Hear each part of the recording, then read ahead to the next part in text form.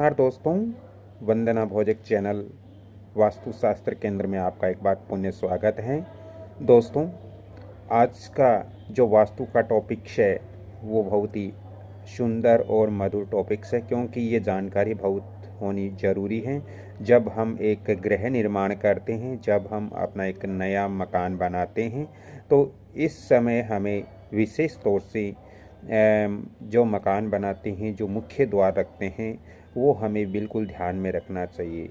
दोस्तों जीवन में व्यक्ति बहुत परिश्रम करता है, मेहनत करता है, लेकिन उसको कुछ भी हासिल नहीं होता है।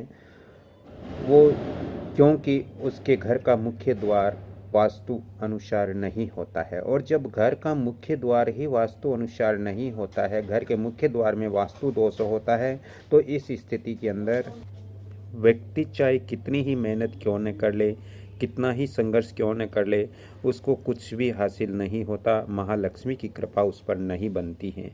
तो दोस्तों चलिए, मैं आपको मैप द्वारा आज पूर्ण जानकारी दे रहा हूँ। दोस्तों, अब मैं आपको इस मैप पे लेके आया हूँ। आज का हमारा टॉपिक्स रहेगा कोण वेद।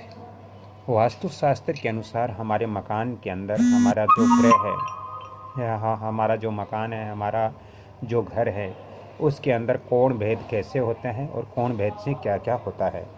दोस्तों, हमारे जो मकान है, उस मकान के मुख्य द्वार की ओर हमें देखना चाहिए। यानी हमारा मुख्य द्वार बिल्कुल हमारे जो सामने जो घर है, जो हमारे सामने मकान है, उसका कोना जो होता है, कोना हमारे मुख्य द्वार के बिल्कुल सामने नहीं होना चाहिए। क्योंकि कोना सामने होने से ये जो कोना है, ये हमारे मकान पर वार करता है। ये एक चाकू की भांति यहाँ पर हमारे मकान के अंदर नकारात्मक एनर्जियाँ प्रवेश करवाता है। इसलिए दोस्तों, हमारे घर के मुख्य द्वार के सामने दूसरे जो सामने मकान है, उसका जो कोना है वो नहीं होना चाहिए। ऐसी स्थिति बन रही है तो आपको यहाँ से गेट अपना हटा करके आप यहाँ पर लगा सकते हो। वास्तु अनुसार ये बहुत अच्छा है। और यदि ऐसी स्थिति बन रही है तो ये स्थिति वास्तु अनुसार बहुत गलत है। वास्तु अनुसार ऐसी स्थिति शुभ नहीं है। दोस्तों, मान लीजिए इस मकान का कोना यहाँ पर है, और यदि इस मकान का गेट यहाँ पर होता, तो यहाँ पर इस मकान का कोना यहाँ लगता, तो यहाँ कोण भेद हो जाता। इस मकान के अंदर जो व्यक्ति रहते, जो सदस्य रहते, वो कितनी भी मेहनत करते, फिर भी उनको अच्छा परिणाम नहीं मिलता। इसी तरह दोस्तों, इस मकान के लिए ये सामने वाले मकान का कोना बहुत घातक होता है। इससे कोण भेद दोस्तों बोलते हैं। और इस मकान के अंदर दोस्तों, आप जितनी ज़्यादा मेहनत करोगे उसका फल आपको प्राप्त नहीं होगा, क्योंकि ये कोना इस मकान का लग रहा है। तो ऐसी स्थिति आपके मकान के अंदर वास्तु अनुसार नहीं होनी चाहिए। इसको कोण भेद कहते हैं। तो कोण भेद अपने को अपने घर के अंदर वास्तु अनुसार नहीं रखना चाहिए। दोस्तों ऐसी जानकारी आपको बहुत कम चैनलों पे मिलती होगी, जो विस्तार से आपको एक एक चीज़ वास्तु के अनुसार आपको बताते हैं। दोस्तों, ऐसी पोजीशन के अंदर हमारा मकान नहीं होना चाहिए। यदि ऐसी स्थिति बन रही है तो हमें यहाँ से द्वार हटा करके हम यहाँ लगा सकते हैं। इसके अलावा दोस्तों, यहाँ पर लगाना वास्तु अनुसार भी अच्छा नहीं होता है, क्योंकि यहाँ पर लगाने से आपके पूरब और दक्षिण का जो हिस्सा है, यानी अग्नि कोण में आपका द्वार आता है, तो ये अच्छी स्थिति नहीं बनेगी। यहाँ पर अपने को द्वार नहीं लगाना है।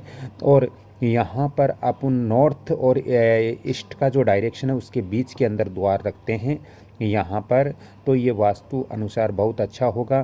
क्योंकि यहाँ इस मकान का जो कोना लग रहा है, वो कोना भी यहाँ नहीं होगा, और आपका मुख्य द्वार भी वास्तु अनुसार यहाँ नॉर्थ ईस्ट के बीच के कॉर्नर के अंदर आपका द्वार आ जाएगा। ये बहुत अच्छी स्थिति होगी। दोस्तों, मुख्य द्वार हमेशा नॉर्थ ईस्ट या ईस्ट के डायरेक्शन के अंदर हमें रखना चाहिए। ये बहुत ही सर्वोत्तम उत्तम होता है वास्तु अनुसार। दोस्तों, तो आज की मेरी ये जानकारी आपको अच्छी लगी होगी कि कोण भेद वास्तु के अंदर किसको कहते हैं? तो कोण भेद इस स्थिति को कहते हैं कि हमारे घर का जो मुख्य द्वार है उसके बिल्कुल ठीक दूसरे का जो घर है उसका कोना नहीं आना चाहिए। दोस्तों, ये वीडियो लंबा हो जाएगा, इसलिए मैं अगले वीडियो के अंदर और इससे अच्छी जानकारी दूंगा। कृपया इस वंदना भोजक चैनल को आप लाइक करें, शेयर करें, सब्सक्राइब करें और बेल आइकन घंटी के निशान पर भी क्लिक करें ऐसे अच्छे और बहुत ही रहस्यमय वीडियो पाने के लिए। तो आप सभी का धन्यवाद करता हूं। अगली कड़ी में फिर मिलता हूं। यदि आपको भी अपने मकान, दुकान, फैक्ट्री इत्यादि का वास्तु व्हाट्सएप विजिट करवाना हो तो आप इन नंबरों पर कॉन्टेक्ट करें 7901718402। राधे राधे। अगली कड़ी में फिर मिलता हूँ, तब तक के लिए आपसे क्षमा चाहता हूँ। जय श्री राम।